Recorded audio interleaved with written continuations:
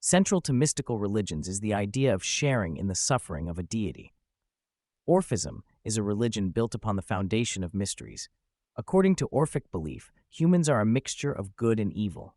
It teaches that the human soul, considered a part of divinity, is immortal but is trapped in the body like a tomb, enduring countless tortures and suffering. Even in death, the soul does not escape the body.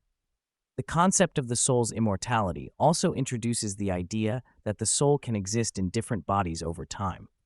To purify itself, the soul must repeatedly enter different bodies. This perpetual cycle is a characteristic pessimism of Orphism, as the purification of the soul requires a long period. After the body dies, the soul descends to the underworld, remains there for a time, and then returns to the surface to enter another human or animal body, creating an endless circulation between the earth and the underworld. Participating in religious ceremonies and fully adhering to the commandments of the religion is the only way for the soul to escape this unbearable cycle. Thrace has always been a center for the worship of Dionysus. The Orpheus cult, shaped by Dionysian worship, was also established in the rural areas around Mount Pangaean, famous for its gold and silver mines. Orphic teachings emerged from the myths of the epic poet Orpheus. But who was Orpheus? Orpheus was a talented lyre player whose songs could enchant people, animals, trees, and even rocks. He's believed to be the son of the Thracian Oagris, or Apollo and Calliope, the muse of epic poetry. He inherited his poetic talent from his mother, Calliope, and his musical abilities from his father, Apollo. It is said that Orpheus could mesmerize nature with his lyre made of tortoise shell. Orpheus's love for his beautiful wife is legendary. However, the deaths of both his wife and himself are tragically poignant. The story of Orpheus and Eurydice.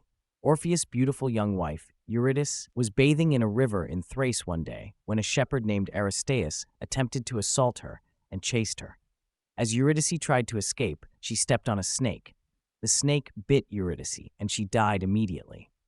Orpheus, overcome with unbearable grief at Eurydice's death, took his lyre and went to the underworld to retrieve her. Orpheus played his lyre so beautifully that not only the monsters of hell, but also all the gods of the underworld were enchanted by his music. Hades, the god of the underworld, and his wife Persephone decided to return Eurydice to Orpheus because of his immense love for her. However, they had one condition. As they ascended to the surface, Orpheus would lead, and Eurydice would follow behind. Orpheus was not to look back at her under any circumstances. If he did, Eurydice would disappear forever. Accepting the god's condition, Orpheus led the way, and Eurydice followed behind as they made their way out of the underworld. Just as they reached the surface, Orpheus suddenly went mad. He was caught off guard. If the gods of death could forgive, this madness was forgivable. Eurydice was about to step into the light when, forgetting everything, he turned to look back, giving in to his heart. In an instant, all efforts were in vain. The agreements made with the relentless tyrant were broken at once. A roar rose 3 times from the Avernus swamp. Eurydice cried out, "What is this, Orpheus? What is this? What madness is this, destroying both you and me? Here I am being called back by cruel fate. Sleep darkens my closing eyes. The night surrounds me and takes me away. Farewell, I go, stretching out my hands to you, my powerless hands, now no longer yours." She said, and suddenly vanished like smoke into the light air, going in the opposite direction, becoming invisible, and Orpheus could not see Eurydice again, who tried to cling to him and plead. The ferrymen of the underworld did not allow him to cross the marsh again. What could he do? Where could he go? Whom could he turn to? For the second time, his wife was snatched away. How could he soften the hearts of the dead souls? How the gods? Eurydice was gone, cold as ice. Virgil, Georgics, The Aftermath of Orpheus's Loss. Shocked by Eurydice's sudden disappearance, Orpheus tried to return to the underworld to find her again, but this time his pleas went unanswered, and he was denied entry into the underworld. Thus, succumbing to his doubts, Orpheus paid a heavy price for his momentary mistake, trying to soothe the indescribable pain of his irreversible error with his lyre. However, his suffering would not end there, and the tragic death of the grieving lover would only grow more profound. Never forgetting Eurydice, Orpheus remained faithful to her memory and never gave his heart to another woman.